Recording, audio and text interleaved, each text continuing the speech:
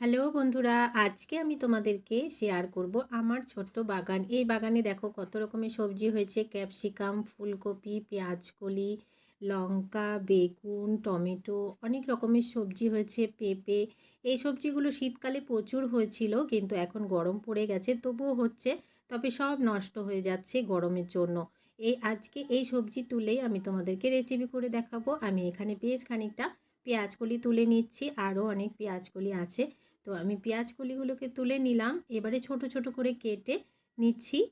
পেঁয়াজ কলিগুলোকে ছোট করে কেটে একটা বাটিতে নিয়ে নিলাম। দিচ্ছি এখানে পেঁয়াজ কুচি, লঙ্কা কুচি, আদা রসুন কুচি, আর দিয়ে দিচ্ছি বেশ খানিকটা ধনেপাতা, হলুদ গুঁড়ো, গরম মশলার গুঁড়ো, লবণ পরিমাণ মতো, দিয়ে দিলাম বেসন, দিয়ে আর দিয়ে দিলাম গোটা মুগ ডাল। মুগ ডালটাকে আমি রাতে ভিজিয়ে রেখেছিলাম।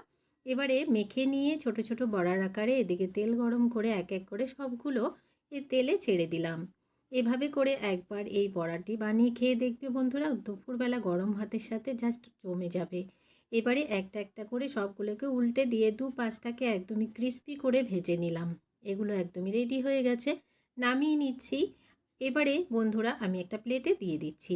আজকের রেসিপিটি কেমন লাগলো অবশ্যই জানাবে, আর আমার বাগানটি কেমন লাগলো সেটা জানাতেও কিন্তু ভুলবে না বন্ধুরা। আজকের মতন এখানে শেষ করছি, দেখা হবে পরবর্তী রেসিপিতে। ততক্ষণ পর্যন্ত সবাই ভালো থাকবে, সুস্থ থাকবে। আজকের মতো টাটা।